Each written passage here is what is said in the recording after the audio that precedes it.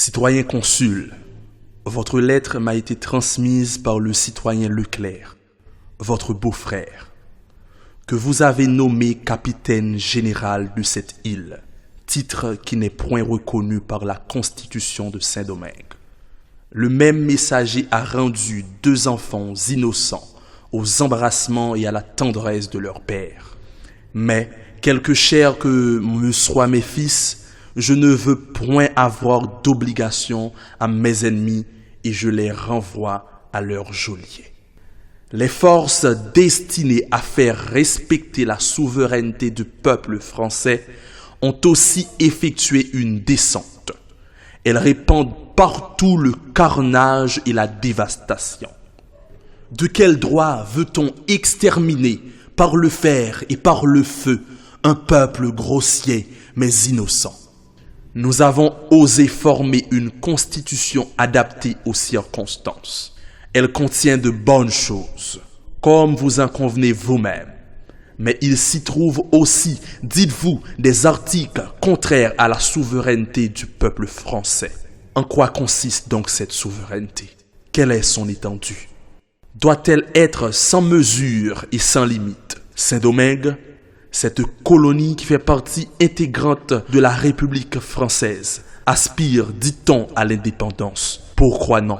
Les États-Unis d'Amérique ont fait comme nous et avec l'assistance du gouvernement français, ils ont réussi à consolider leur liberté. Mais, répondez-vous, il y a des défauts dans votre constitution. Je le sais. Quelle institution humaine en est exempte? Néanmoins, je suis persuadé que le système que vous avez adopté pour votre République ne peut garantir d'une manière plus certaine la liberté individuelle ou politique, la liberté de la presse, ni les droits de l'homme. Le poste élevé que j'occupe n'est pas de mon choix. Des circonstances impérieuses m'y ont placé contre mon gré. Je n'ai pas détruit la Constitution que j'avais juré de maintenir.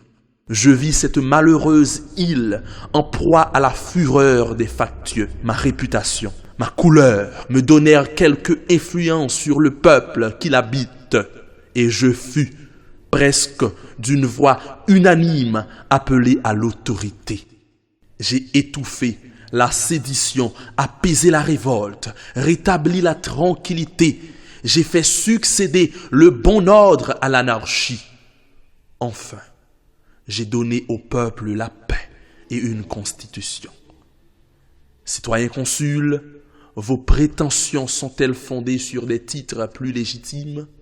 Si le peuple ne jouit pas ici de toute la liberté qu'on trouve sous d'autres gouvernements, il en faut chercher la cause dans cette manière de vivre, dans son ignorance et dans la barbarie inséparable de l'esclavage.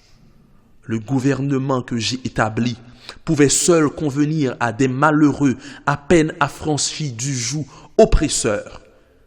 Il laisse en plusieurs endroits prise au despotisme.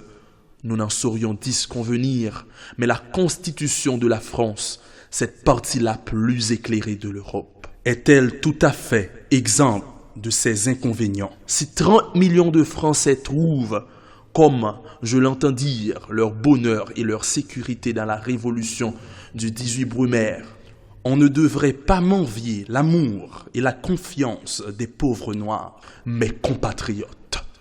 La postérité décidera si nous avons été obéis par affection, par apathie ou par crainte.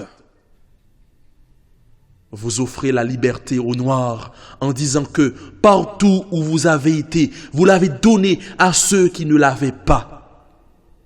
Je n'ai qu'une connaissance imparfaite des événements qui ont eu lieu récemment en Europe, mais les rapports qui me sont parvenus ne s'accordent pas avec cette assertion. La liberté dont on peut jouir en France, en Belgique, en Suisse, ou dans les républiques bataves, liguriennes et cisalpines, ne satisferait jamais le peuple de Saint-Domingue.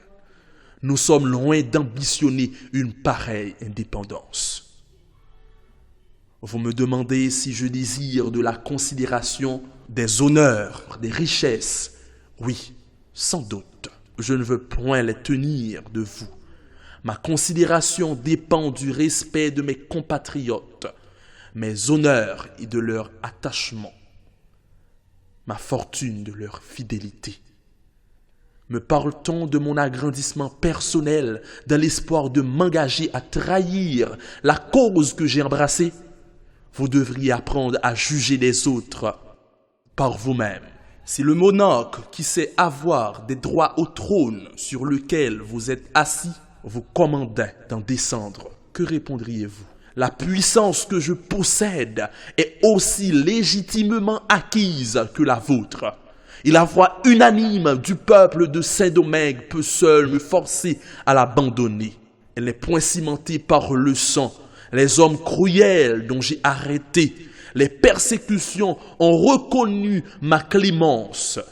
Si j'ai éloigné de cette île certains esprits turbulents qui cherchaient à entretenir le feu de la guerre civile, leur crime a d'abord été constaté devant un tribunal compétent et enfin avoué par eux-mêmes. Est-il quelqu'un d'entre eux qui puisse dire avoir été condamné sans être entendu? Cependant, ces mêmes hommes vont revenir encore une fois. Ils vont déchaîner de nouveau les assassins de Cuba pour nous dévorer. Et ils osent prendre le nom de chrétiens.